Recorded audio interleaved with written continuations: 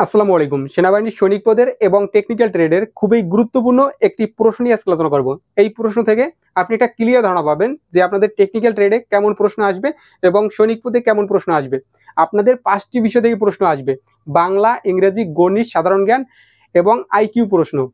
আর যারা টেকনিক্যাল ট্রেডে পরীক্ষা দিবেন তাদের একই প্রায়, তবে একটু ব্যতিক্রম। টেকনিক্যাল বিষয়ক কিছু প্রশ্ন আসবে, 10 নম্বরের টেকনিক্যাল বিষয়ক প্রশ্ন আসবে। এবং আপনাদের সংশ্লিষ্ট ট্রেডের উপরে আপনাদের ব্যবহারিক পরীক্ষা হবে যারা টেকনিক্যাল ট্রেডে আবেদন করেছেন। আর যারা সাধারণ সৈনিক পদে পরীক্ষা দিবেন তাদের 50 নম্বরের লিখিত পরীক্ষা হবে এবং ভাইবা পরীক্ষা হবে। আর অন্যান্য বিষয়গুলো সব একই থাকবে। তো বিগত সালের প্রশ্ন হুবহু আপনি কোথাও পাবেন না, কারণ পরীক্ষার পরে অফিসাররা প্রশ্ন রেখে দেয়। তো বিগত সালে যারা পরীক্ষা দিয়েছে তাদের কাছ থেকে মতামত নিয়ে জেনে শুনে আমি একটা নমুনা প্রশ্ন তৈরি করেছি। এই প্রশ্ন থেকে আপনি অনেকগুলো গুরুত্বপূর্ণ প্রশ্ন জানতে পারবেন এবং অনেক কয়টি প্রশ্ন পরীক্ষায় কমন পেয়ে যাবেন। তো ভিডিওটি সম্পূর্ণ দেখুন। তো প্রশ্নটি ভালো করে দেখুন এবং মনে রাখার চেষ্টা করুন। আপনাদের ঠিক এমন প্রশ্নই আসবে। আপনাদের সর্বোচ্চ 45 নম্বর অথবা 50 নম্বরের লিখিত পরীক্ষা হবে এবং সময় থাকবে 1 ঘন্টা। আপনাদের এরকম প্রশ্ন আসবে যারা সৈনিক পদে পরীক্ষা দিবেন। আর যারা টেকনিক্যাল ট্রেডে পরীক্ষা দিবেন তাদেরও এরকম প্রশ্ন আসবে, বাট টেকনিক্যাল বিষয়ক কিছু প্রশ্ন আসবে এবং টেকনিক্যাল বিষয়ক ব্যবহারিক পরীক্ষা হবে আপনাদের। তো আপনারা দেখুন প্রশ্নটি: ভাব সম্প্রসারণ যে কোনো একটি, এখানে 2টি আছে। অহংকার পতনের মূল, প্রকৃত বীর একবারেই মরে, ভীরুরা মরে বারবার। তো আপনাদের লিখিত পরীক্ষায় ভাব সম্প্রসারণ আসতে পারে, অথবা কোনো একটা বিষয়ের উপরে 10টি বাক্য লিখেও আসতে পারে। যেমন বাংলাদেশ সেনাবাহিনী সম্পর্কে 10টি বাক্য লিখো, অথবা 52 ভাষা আন্দোলন সম্পর্কে 10টি বাক্য লিখো। তো এই বিষয়ে আপনারা জেনে যাবেন। তারপরে 2 নম্বরে আছে প্রতিশব্দ লিখুন: বৃক্ষ উদ্ভিদ, নন্দিনী মেয়ে, মিত্র বন্ধু, প্রভাকর সূর্য, নদী প্রবাহিনী। তো আপনাদের পরীক্ষায় প্রতিশব্দ আসতে পারে। প্রতিশব্দ মানে হলো সমর্থক শব্দ, কোনো একটা বাক্য দেওয়া থাকবে, সেটা সমর্থক শব্দ লিখতে হবে। তারপরে রয়েছে এক কথায় প্রকাশ করুন: অহংকার নেই যার, নিরহংকার, ইতিহাস রচনা করেন যিনি, ঐতিহাসিক, নৌকা দ্বারা জীবিকা নির্বাহ করে যে, নাবিক, যার প্রকৃত বর্ণ ধরা যায় না, বর্ণচোরা, যে পুরুষের চেহারা দেখতে সুন্দর, সুদর্শন। তো আপনারা এক কথায় প্রকাশগুলো ভালো করে পড়ে যাবেন। বইতে যতগুলো এক কথায় প্রকাশ আছে সবগুলো পড়বেন এবং বাগধারা পড়বেন। বাগধারা এবং এক কথায় প্রকাশ খুবই গুরুত্বপূর্ণ। আর আমাদের কাছে বাছাই করা এক কথায় প্রকাশ, বাগধারা, সমর্থক শব্দ, বিপরীত শব্দ, সন্ধি বিচ্ছেদ, বাছাই করাগুলো আছে। এই বাছাইগুলোর সমন্বয়ে আমরা একটা স্পেশাল সাজেশন তৈরি করেছি। হ্যাঁ, অনেকেই সাজেশন দেয় বর্তমানে ইউটিউবে, বাট আমাদের সাজেশনটি সব থেকে আলাদা এবং সর্বোচ্চ কমন উপযোগী, কারণ সকল বিষয় থেকে বাছাই করা প্রশ্নের সমন্বয় তৈরি করেছি।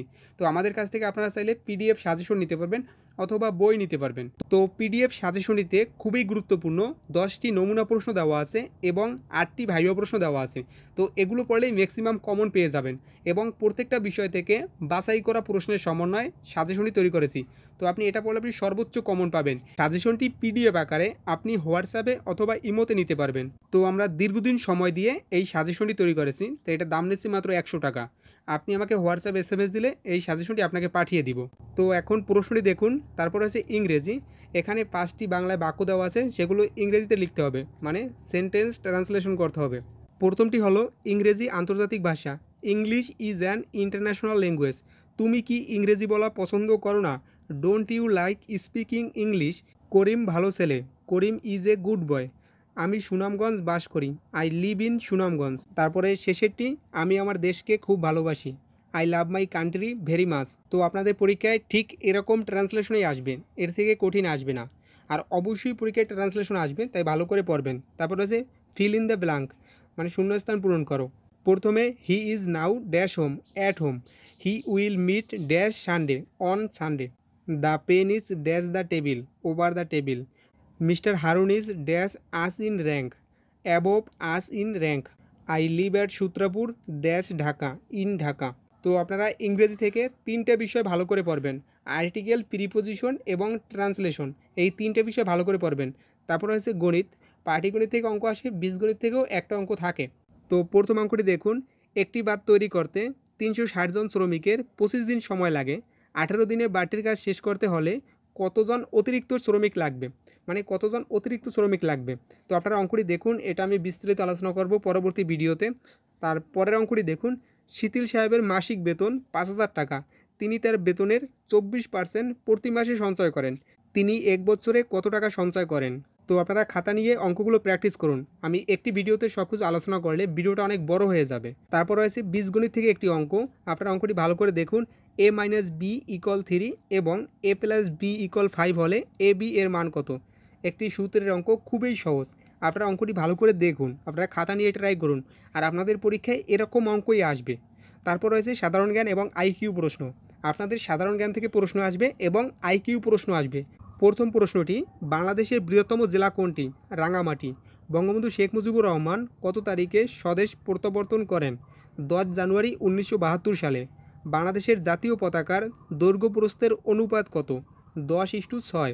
বাংলাদেশে কোন কোন বাহিনীর সমন্বয়ে সামরিক বাহিনী গঠিত? সেনাবাহিনী, নৌবাহিনী ও বিমান বাহিনী। এই তিনটি বাহিনীর সমন্বয়ে সামরিক বাহিনী গঠিত। সার্ক সদস্যভুক্ত কোন দেশের নিজস্ব সেনাবাহিনী নেই? মালদ্বীপের। রবীন্দ্রনাথ ঠাকুর কত সালে সাহিত্যে নোবেল পুরস্কার পান? 1913 সালে। ঢাকা সর্বপ্রথম কবে বাংলার রাজধানী প্রতিষ্ঠা হয়? 1610 সালে। তারপরে দুইটি ব্যতিক্রম প্রশ্ন রয়েছে আইকিউ টাইপের। ঢাকা = টাকা, দিল্লি = প্রশ্নবোধক চিহ্ন। দিল্লির সামনে কি হবে? মানে এখানে বোঝানো হচ্ছে ঢাকার মুদ্রার নাম টাকা আর দিল্লির মুদ্রার নাম রুপি, তাই দিল্লির সামনে হবে রুপি। তারপরের প্রশ্নটি, বাংলাদেশ বিজিবি, ভারত প্রশ্নবোধক চিহ্ন। মানে বোঝানো হয়েছে বাংলাদেশের সীমান্ত রক্ষী বাহিনীর নাম হচ্ছে বিজিবি, বর্ডার গার্ড বাংলাদেশ, আর ভারতের সীমান্ত রক্ষী বাহিনীর নাম হচ্ছে বিএসএফ, বর্ডার সিকিউরিটি ফোর্স। তারপরের প্রশ্নটি, যুদ্ধের সময় বাংলাদেশকে কয়টি সেক্টরে ভাগ করা হয়? 11টি সেক্টরে। তো আপনাদের লিখিত পরীক্ষায় ঠিক এরকম প্রশ্নই আসবে, তাই আপনারা এরকম প্রশ্নগুলো ভালো করে পড়বেন। আর যারা টেকনিক্যাল ট্রেডে আবেদন করেছেন তারা টেকনিক্যাল বিষয়েও কিছু প্রশ্ন আসবে এবং টেকনিক্যাল বিষয়ের উপরে ব্যবহারিক পরীক্ষা হবে, তাই আপনারা টেকনিক্যাল বিষয় সম্পর্কে আরেকটু ভালো করে জানেন। আর আমাদের সাজেশনটি যারা নেবেন তারা আমার সাথে হোয়াটসঅ্যাপে যোগাযোগ করুন। আমাদের সাজেশনটি সকল গুরুত্বপূর্ণ প্রশ্নের সমন্বয়ে তৈরি করা হয়েছে। আপনি যদি আমাদের সাজেশনটি ভালো করে পড়েন, আপনারা মিনিমাম 80% প্রশ্ন কমন পেয়ে যাবেন। এখানে বাংলা, ইংরেজি, গণিত, সাধারণ জ্ঞান এবং আইকিউ প্রশ্ন দেওয়া আছে। বাছাই করা সকল গুরুত্বপূর্ণ প্রশ্নের সমন্বয়ে তৈরি করা হয়েছে। সবার জন্য শুভকামনা রইল। আসসালামু আলাইকুম।